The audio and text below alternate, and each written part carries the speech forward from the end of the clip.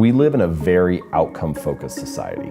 Even if you are talented, you can't succeed without having great habits. We think the thing that needs to change is the bank account or the test score or the number on the scale, but actually the thing that needs to change are the habits that precede those outcomes. They are the portion of your life that you can influence. You can be the architect of your habits rather than the victim of them. The things that are on your desk at home, your office at work, they influence your behaviors. If you can restructure your physical environment, then you're more likely to actually stick with the right habit. But the question to ask is, what are those one or two things that tend to pull the rest of my life in line? You can just build that one habit and you know that there's going to be a lot of good side effects because of it. Every action you take is like a vote for the type of person you want to become. Once you've changed that internal story, you're just like, this is who I am now.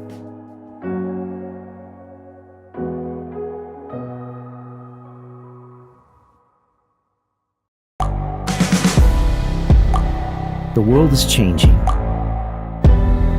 Inspiration is everywhere. It has never been so easy to connect, share, and bring people together. We're learning from others and finding the best in ourselves. Challenging our beliefs. Sharing our vulnerability. Overcoming our fears. Transforming ourselves so we can transform the world. How far can we go? This is London Real. I am Brian Rose. My guest today is...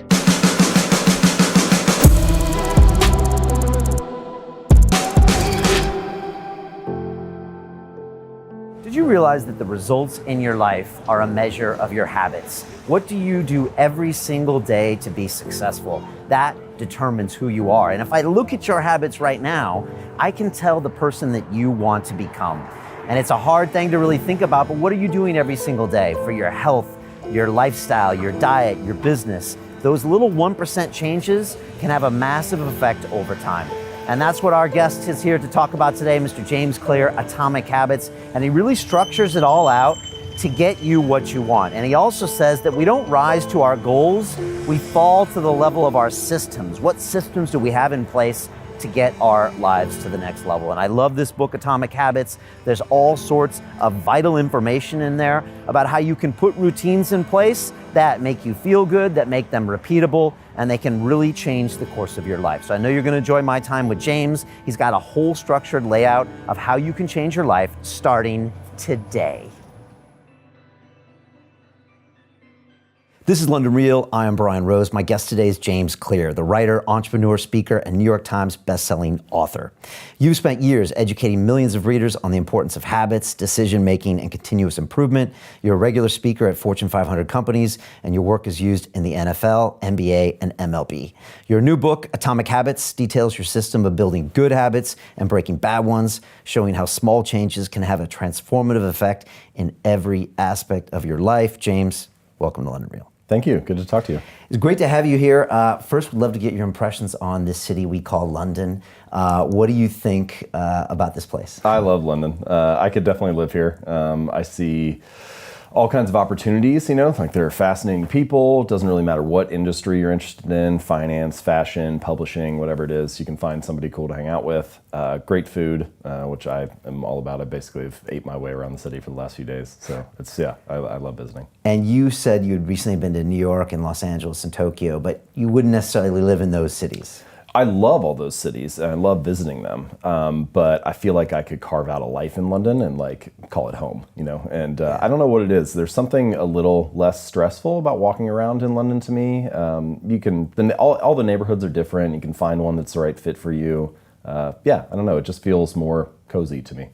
Yeah, it really is this grouping of neighborhoods, maybe like 30 or 40 neighborhoods. And you could say Manhattan it's like Chelsea and the West Village and Upper East Side, but to a normal civilian, when they go there, it kind of looks the same. But here you kind of have vibes and restaurants and attitudes. And yeah, I find it. London's fairly spread out. It's a fairly large city, whereas New York naturally is contained, right? Manhattan in particular, and it has to be on the island. LA is pretty spread out, and Tokyo is massive. But yeah, I don't know. For someone who was born in America, I feel like London would be a interesting fit for me. I feel like I could call it home, and it would still be fascinating in all kinds of other ways. Yeah, good to hear. I think you could. I came here 17 years ago and just haven't left since. But it's weirdly, some people describe it as like LA, New York, and DC rolled up in one, because in one city you've got government, finance, media, advertising in one place. So it doesn't have a vibe that just kind of overarches the other too much. So it's kind of weird in that sense and kind of cool. It's also, I mean, for me as an American, pretty much everywhere in Europe is interesting to travel to, and you couldn't have much of a better jumping off point than London. You can get nonstop to anywhere. So that part would make it exciting too. Like you could see the rest of this interesting part of the world very easily. Yeah, you can be in some very different places in about 2 hours. Yeah, right. Like really different places, different realities. So cool. Well, welcome to that. I'm really excited to talk about these habits with you, because I've had over 500 people sitting in that chair. And after the first 200 or 300, I started asking myself, what makes this person get in this chair as opposed to the person I just walked by on the sidewalk, or the person that drove my bus, or the person that served me coffee? And I'm always like, what makes them different? And I came to this conclusion that there are no high-performance people, just high-performance habits. But when I tell people that, and when I tell my students in our academy that, a lot of times it just goes over their head. And they're like, oh yeah, sure. But I think somehow, deep down inside, we always equate it with like a talent. That person's a billionaire, or they were always going to be that way. That person's a great actor, a great athlete. But from what I've seen, it usually comes down to great habits. And if you really dissect their behavior, it turns out that they're doing some really pretty granular things that they're doing. I haven't met too many people that wake up at 5 a.m.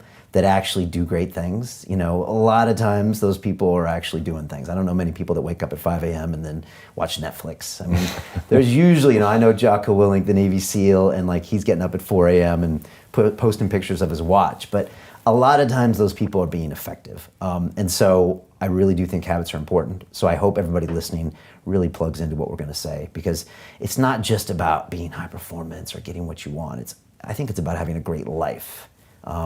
Correct me if I'm wrong. Yeah, so I think there actually are. I agree with that point, but it's, I think, even deeper than that. So it's not that luck and randomness and uncertainty don't play a role in life. They do. Luck is a part of all of our lives to a certain degree, both good fortune and bad. But by definition, you don't have control over luck. And your habits also matter. And I think that the reason they're so worthwhile to focus on and understand is that they are the portion of your life that you can influence that also determines your outcomes. It's not just luck, it's not just habits, but one of those you have control over. And so it makes sense. The only reasonable strategy is to focus on what you can control. If you spend all of your time focusing on things you can't control, then you're just going to end up frustrated. And so I think habits are maybe the best lever for that. Now, something that I say deeper in the book that I also think is true is that talent and genes, they play a role. Like I have a chapter, I think it's chapter 18 or 19, it's like the role of genes and habits and how they interplay.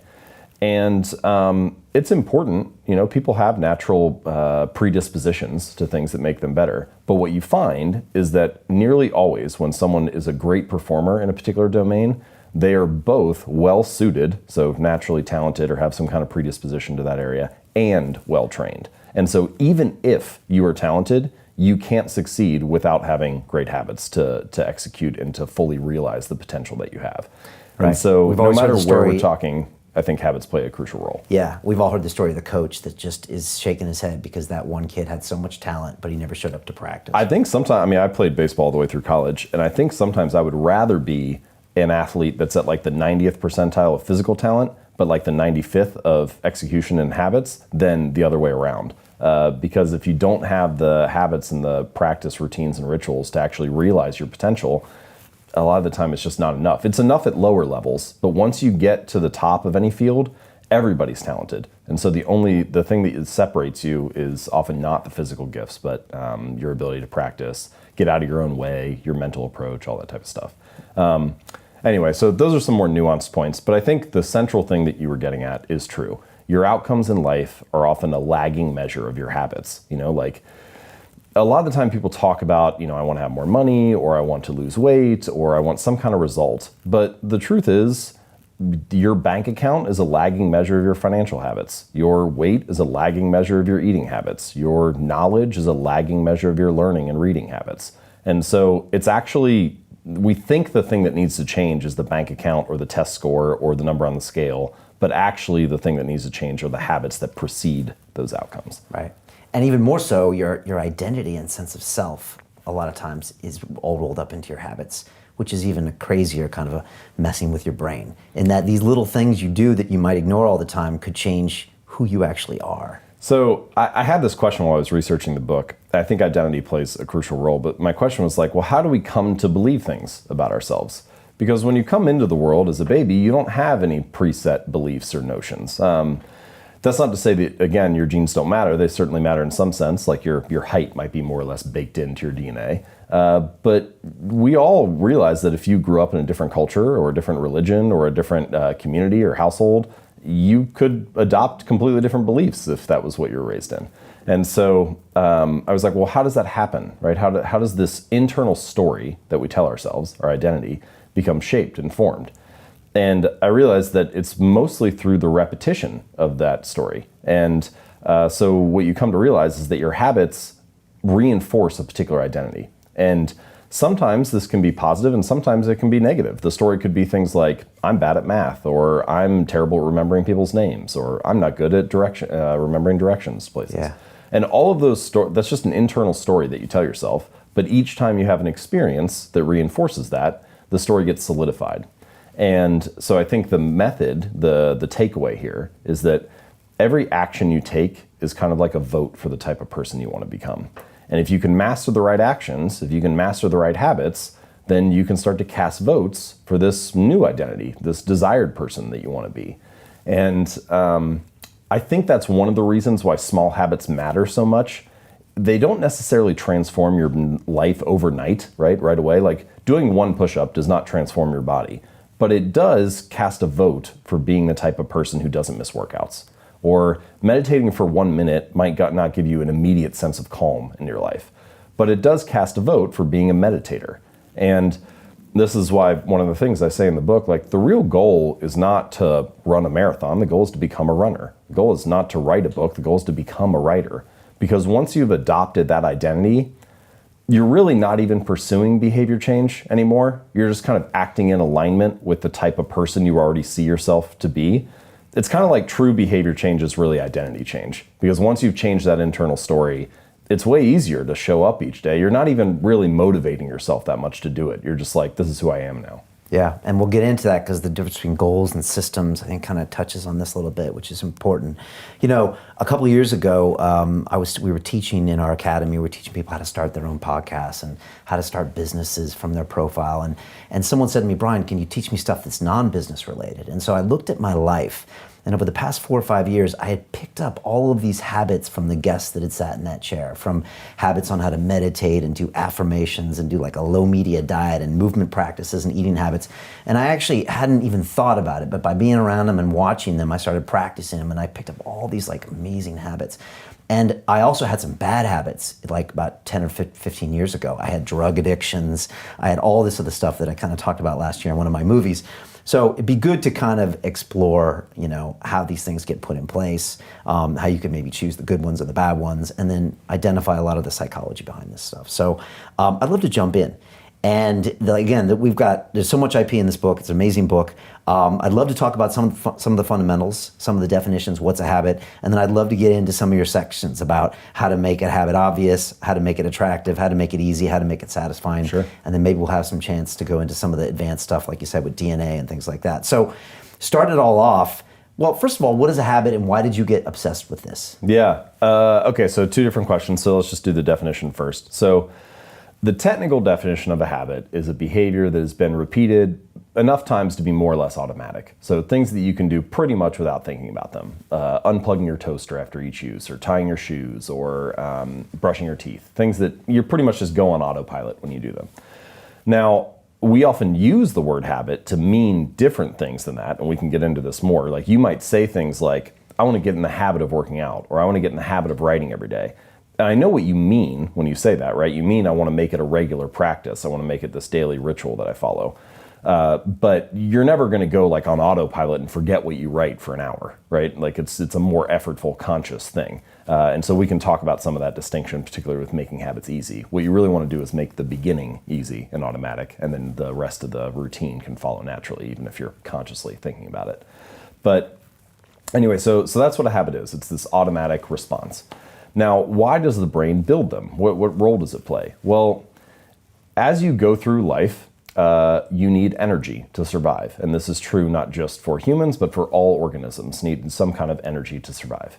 And getting energy requires energy. You need to eat food to be able to walk around and find the next meal. And using energy is expensive because the more energy you use, the less you have available for the other things that life throws at you.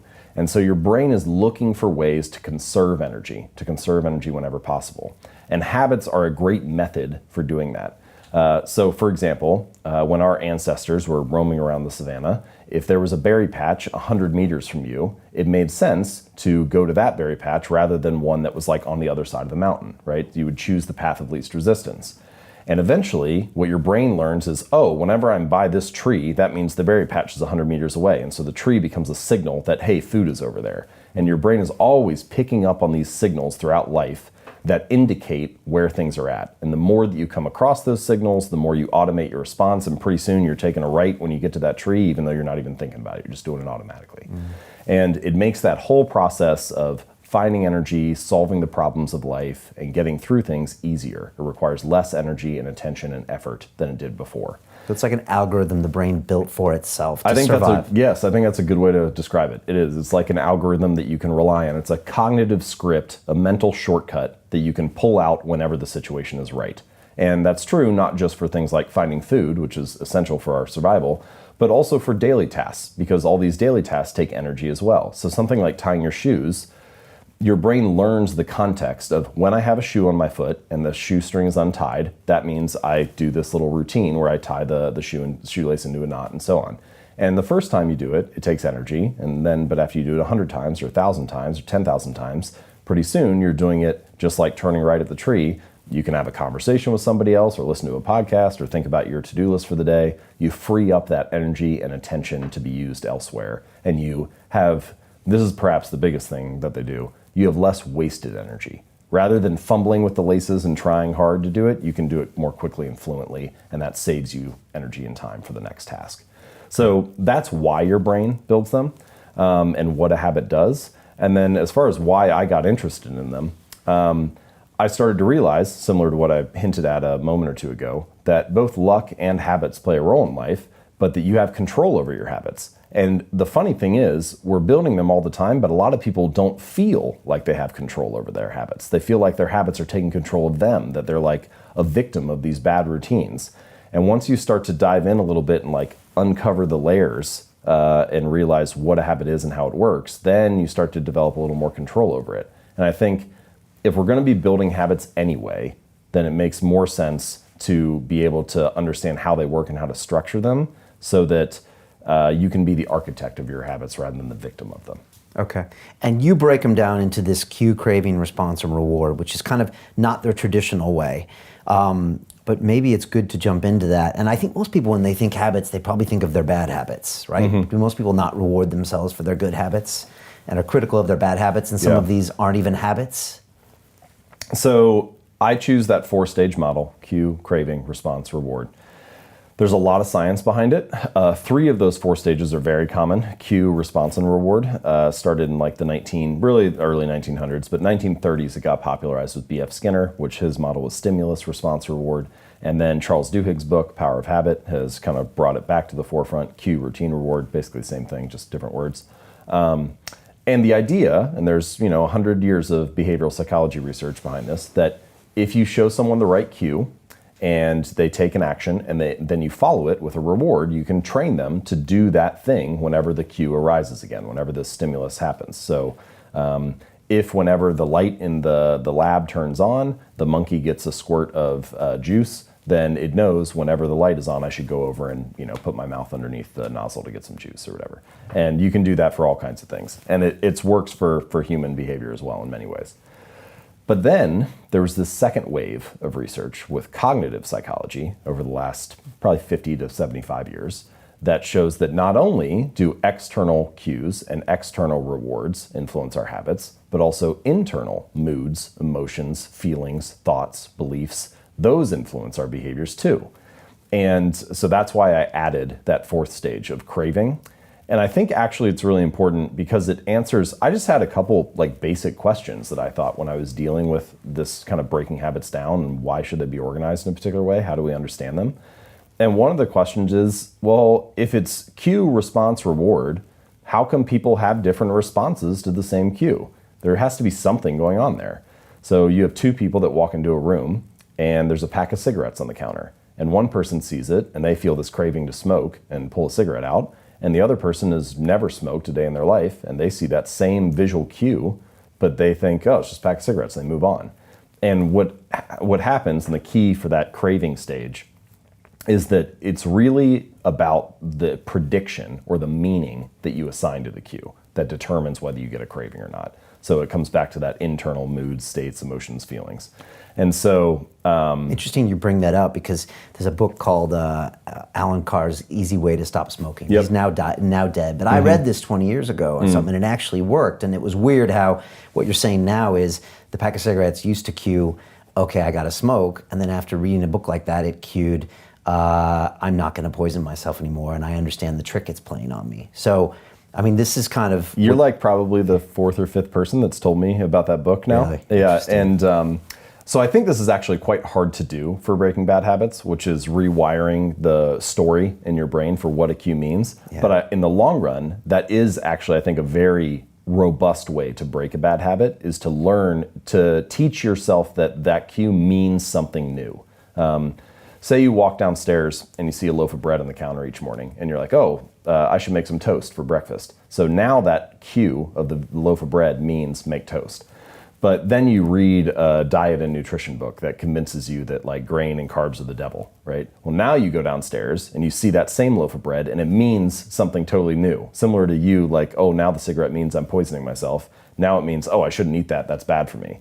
And it's really the story that you're telling, the thing that's happening in that second stage of the craving and the prediction about what it is, that changes your response. So to summarize, the reason I chose those four stages is that I was trying to create a model that I felt like accurately described both all of the robust research that is true about behavioral psychology and the research from cognitive psych and the influence of internal states. So my hope is that those four stages accurately describe a habit and how both the internal world and the external world influence our behaviors. Okay.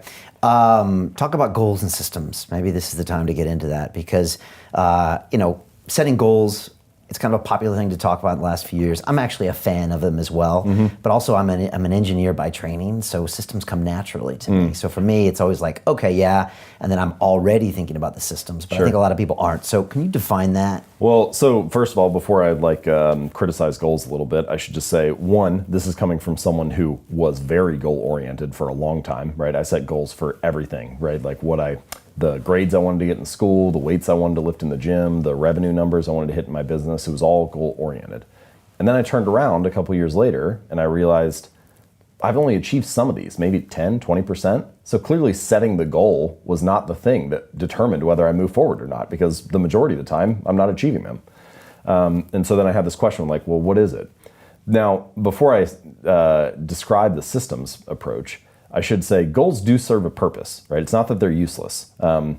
They are good for setting a sense of direction and clarity, so figuring out where do I direct my attention, and they're good for filtering. And what I mean by that is it's very easy as you go throughout life for people to come to you with a different opportunity, or you find out about a new area that you're interested in, and you start to say yes to things because, oh, this is new and exciting.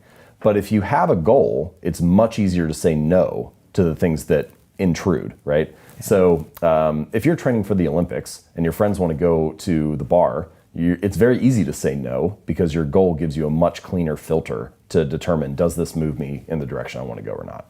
So those are things goals do well. But some of the things that goals do poorly, systems are actually much better for.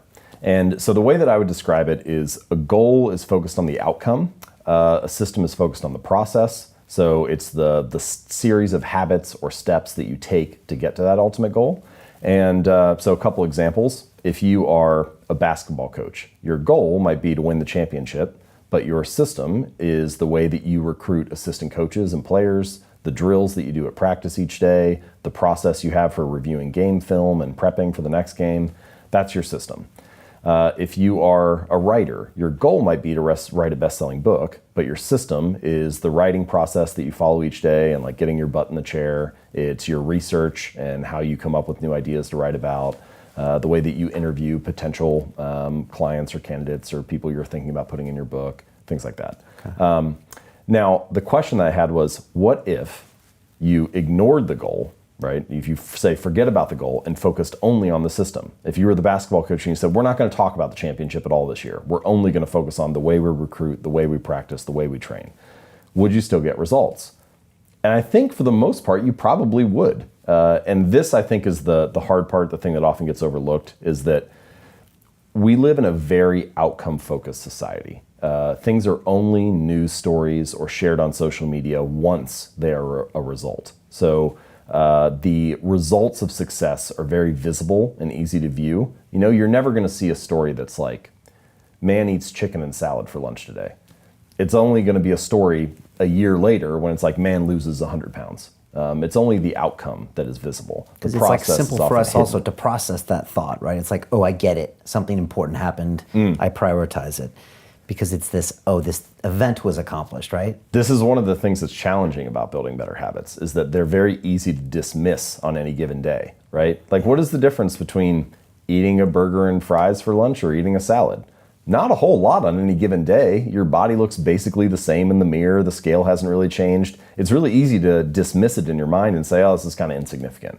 But you know, you turn around 2 or 5 or 10 years later and you realize, oh wow, those daily choices really did add up. It's just much harder to see on a granular basis. So a shift, all I'm really calling for here is not to say that goals are useless or we should totally ignore them, but instead, rather than making the goal the default, the thing that you focus on almost exclusively, let's make the system the default and then only check in on the goal occasionally to see if we're moving in the right direction. Okay. And also just kind of realize and admit that we all have a bias towards goals and that we see them everywhere that we go and that we need to maybe kind of de-emphasize them a little bit and just get back to look at the system underneath it maybe. I think de-emphasize is a good word for that. You know, like goals are in front of us all the time. Outcomes and results are always in front of us. So maybe we just shift the attention a little bit more to the process and the habits. Yeah, and it's funny, that's what I was talking about. When people come in this chair, I get to spend 2 hours with them. And once you deconstruct your life, you actually see the systems.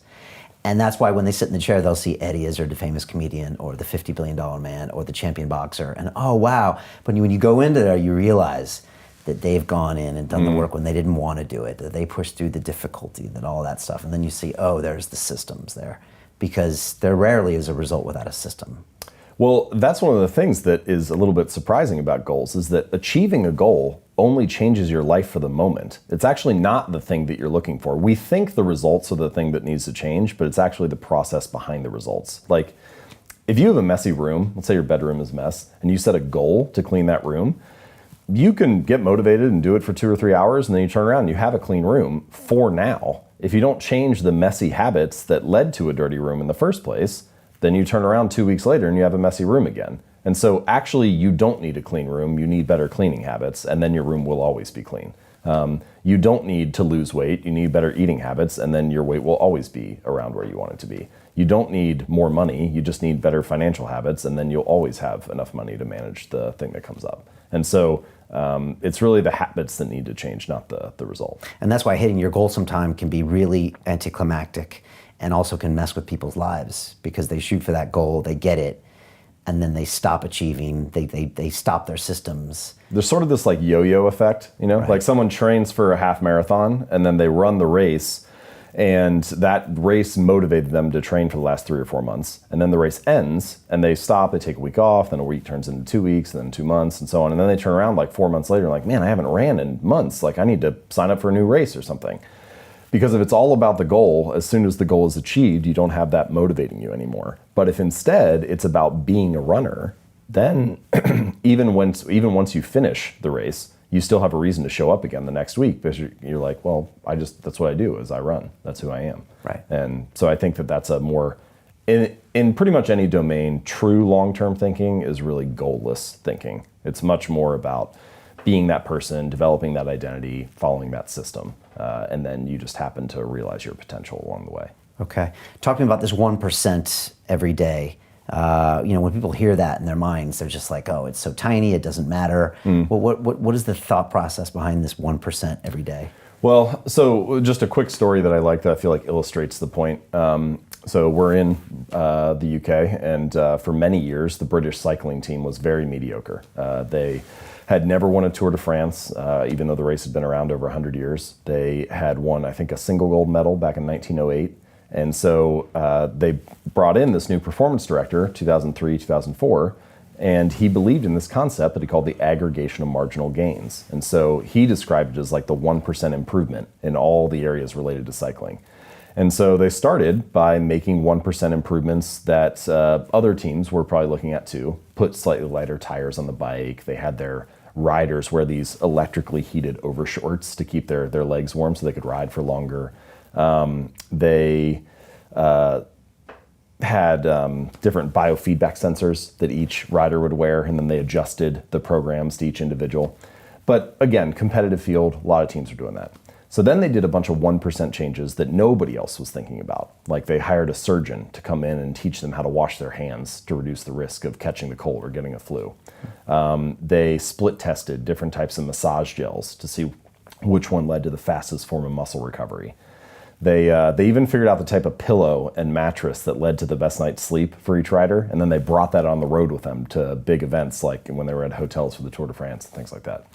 And so Brailsford said, all right, the coach said, if we can actually do this, right, execute on all these little 1% changes, then I think we can win a Tour de France within 5 years. Right. Now, he must have had to really sell people on this because you can already see the naysayers, and we're in Britain as well, where they're going to be like, come on, this is ridiculous. Right. Well, and it just, no single change seemed like very much, right? Yeah. So one of the changes they made was they had their outdoor riders switch to indoor racing suits because they tested them in a wind tunnel, and turns out the indoor suits were a little more aerodynamic. Which, you think, all right, whatever, I got like basically skin-tight clothes on either way. How's this going to make much of a difference? Right. Anyway, so they did, in fact, execute on all these little changes, and they won the Tour de France not in 5 years, but in 3 years. And then they repeated again the fourth year with a different rider. And then after 1 year off, they've now won the last 3 in a row again. So they've won 5 of the last 6 now, after having never won it for more than 100 years. It's definitely an obvious anomaly. I mean, you look at it and you're like, what? Because it's not like we have a cycling culture here or anything. It was just a big anomaly when we saw them massively improve. And so I bring that story up, not because I think, cycling is the perfect example or anything, but just because it's a good story that showcases the power of being committed to making those small improvements each day. And I think that it's not just nice to have. It's not just like a little cherry on top of your performance to make these 1% changes, but they actually can compound and add up in a really significant way in the long run. And habits are a lot like that. They're not exactly like compound interest, where you kind of like hit that hockey stick portion of the curve, but they really feel like that a lot. Like we were saying just a few moments ago, it feels insignificant on any day, but then you turn around 10 years later and it's actually, you're surprised by where you end up. And that's a hallmark of any compounding process, that the greatest returns are delayed. And so habits are like that too. They don't feel like much on any given day, but they really add up over the months and years. And most of us overestimate the significance of the short-term stuff, and we underestimate the potential of the long-term, right? Is that just another cognitive bias? Yeah, I don't know why we do that, but we do tend to feel like, we overestimate what we get done in a day, underestimate in a year or a decade. Do you think it's because we used to have shorter lifespans where maybe this stuff didn't play out? I mean, because this got us somewhere, we evolved to this point. Well, so we do have, and this definitely plays an important role in habits, we do have a bias toward the present. And that makes sense, right? That example I gave about like finding a berry bush, 100 meters away. Well, you should, in fact, go get the food that's close by and not the food that's on the other side of the mountain, because that just makes logical sense. You'd rather have it now, especially when we were not in modern society, right? For 99.999% of human history, we're just trying to survive like every other animal. And so you should prioritize immediate food, immediate shelter, immediate water, immediate safety. And in fact, our brains are wired to do that. But modern society is a whole different ballgame because we have all these things that actually you should prioritize delayed outcomes. So you go to college now and then you graduate in 4 years. You save for retirement today and then you retire decades from now. You show up at work this week and then you get a paycheck in a month. And so it's actually like there are all kinds of things we do in modern society that require you to delay gratification. And that runs a little counter to what our wiring is or what our biological preference is. Right. I just thought of the term like caveman. Whenever someone talks like a caveman doing something, it's like the caveman's just thinking like, okay, immediate gratification. What do I got to do now to survive? And we've now pretty much reverse engineered all of that stuff out. Yeah. It makes sense that our brain is like that, but we just are kind of in a mismatched environment a little bit. And so to bring this back to habits, there's a sort of a misalignment of rewards that often happens with habits. So there's an immediate outcome, an immediate reward, and then an ultimate reward. And for your bad habits, one reason bad habits stick so readily, that they form so easily, is because bad habits, often the immediate reward is favorable, right? Like what's the immediate reward of eating a donut? It's kind of great. It's sweet, it's sugary, it tastes good. It's only the ultimate reward, if you repeat that habit for 6 months or a year or 2 years, that is unfavorable. Meanwhile, good habits are often the exact opposite. The immediate reward of going to the gym or going to the gym for like a week isn't really that great. Your body's probably sore. You don't have much to show for it. Your body looks the same. Your weight hasn't really changed.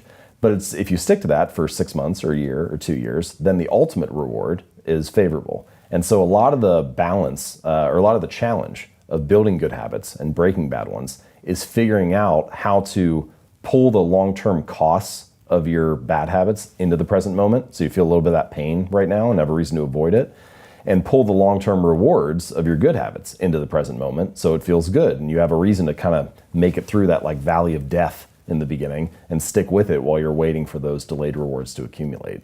I think we could just summarize that whole cognitive bias or misalignment of rewards by saying the cost of your good habits is in the present and the cost of your bad habits is in the future. And the fact that we prioritize the present over the future ends up making a lot of habit change difficult for that reason. Does that mean you have to go deeper into that identity in order to bring those future things forward? Or is it just about realizing them in the now?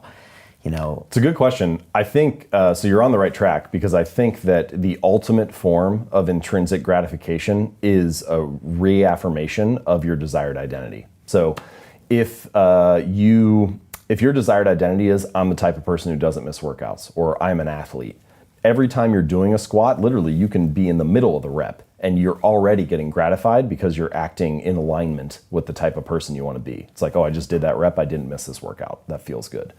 Now, I do think it takes a little while to get to that point where that actually feels like you. You know, you can imagine somebody goes to the gym for the first week or the first month. They don't quite identify that way yet because they haven't spent enough time there. Stephen Pressfield, the writer, he wrote War of Art. Yeah. So I think it's in the War of Art. He has a piece where he talks about a wolf and how the wolf develops a territory, right? Okay. But the only way that it develops a territory is by being there, by walking around the terrain every day. And then it starts to feel like this is mine, this is my home. And he talks about writers doing that by like you make the chair and the computer and the desk in your office your territory. It becomes your terrain. And I think that is true for most habits too. Like when you walk into the gym for the first time, you feel very uncertain. It's not your territory. You don't feel like it's your terrain. But once you show up again for a week or a month or a year, at some point you cross this invisible threshold where it starts to feel like, yeah, this is for me, or I belong. And that, I think, once you've crossed that stage, it becomes more likely that you can get that kind of reaffirmation of your identity and start to instantly feel gratified. But there are other things that you can do in the short term to feel more gratified while you're working on those habits. So here's just one little tactic. Let's say that you're either trying to work out or build a habit of meditating or something. And so each time you do your habit of meditating for 5 minutes, you have this little jar of marbles, and you got like 100 marbles in there, and 90 are red and 10 are blue. And after each instance of your habit, you walk over and you pull a marble out of the jar. And if you pull out one of the 90, then nothing happens. It's just like pat on the back, good job, you did what you're supposed to. But if you pull out one of the 10, then you get some kind of reward that's exciting to you. Maybe you get to watch Netflix for an hour and not feel guilty, or go for a walk outside, or take a bubble bath, or buy yourself a new jacket, whatever it is, like something that feels rewarding. And what you just did was you introduced an element of immediate gratification and of like surprise and delight to the whole process. And so, yeah, that first week when you're meditating, you still might not identify as a meditator, or you still might not have a sense of calm wash over your life. But you have this other interesting thing that is rewarding right away that maybe gets you to stick with it while you're waiting for those long-term rewards to accumulate. And the variable reward, is that an important part of that? Yeah, so that does introduce a variable reward for that one, right? And so for people listening, if you're not familiar, the term variable reward is, it's been widely studied in psychology. Actually, the way they discovered it was an accident.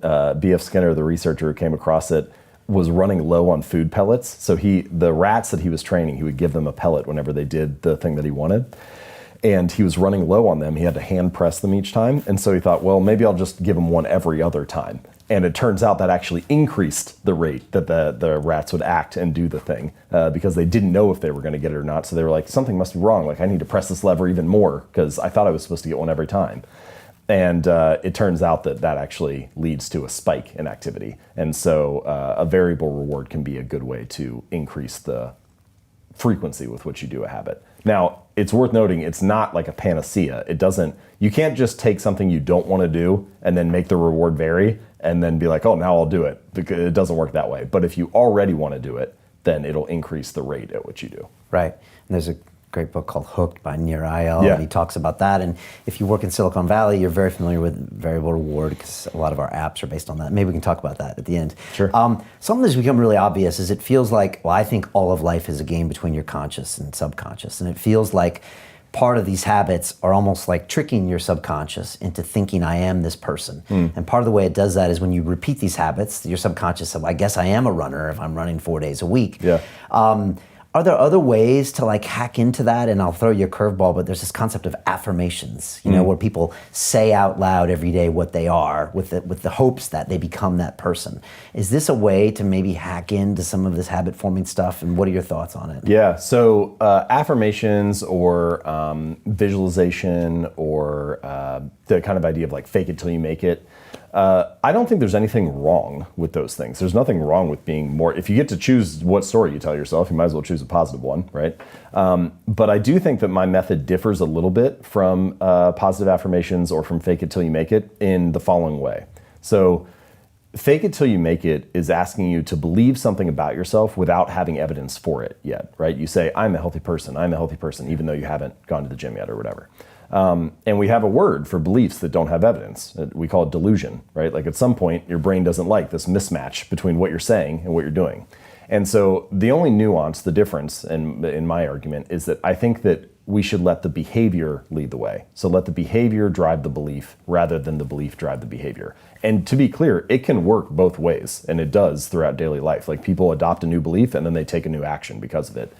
But I think that if you're trying to get yourself to latch onto a new identity or tell yourself a new story, it's more powerful to let the behavior lead the way because the behavior provides immediate evidence that you are that kind of person.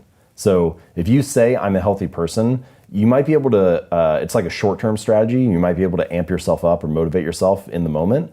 But if you do 5 push-ups, you immediately have proof, I'm a person who works out. And there's something about that evidence that I think makes it easier for you to root that new story in something. It gives you a reason to actually hold on to it. And so for that reason, I think it's more useful to start with the small habits, build up some evidence and proof of that new identity. And then the more that you do that, the bigger the pile of evidence becomes, the more reason you have to actually believe, hey, that is me. Yeah, maybe some combination of both or something. When you were talking about the working out story, I kept thinking of this Arnold Schwarzenegger quote from the movie Pumping Iron when he was like, every rep I was smiling, he said, because it was getting me one step closer to Mr. Olympia. And then you look at him and you're like, okay, I can see why Arnold would think that, but most people, every rep is pain, and they don't see it. So is that a way of him kind of hacking forward those the future payouts? I think that is similar to what you mentioned earlier about like, oh, cigarettes are poison, or the story about the bread, like, oh, carbs being unhealthy or whatever. Is that he was finding a different way. He was developing a new meaning for the same experience, right? Usually, it's the meaning you ascribe to that experience is my muscles are burning. This is painful. I'm not enjoying this. It requires sacrifice. And he twisted that around to say, this is great, the pain means I'm growing, it means I'm moving forward, I'm getting closer to my goal, and so on. And I think there's something powerful about good habits become easy habits when you can learn to find joy in delaying gratification, right? And so he was finding a way to get pleasure out of the process of putting in the work. And that can be a really powerful motivator in the long run.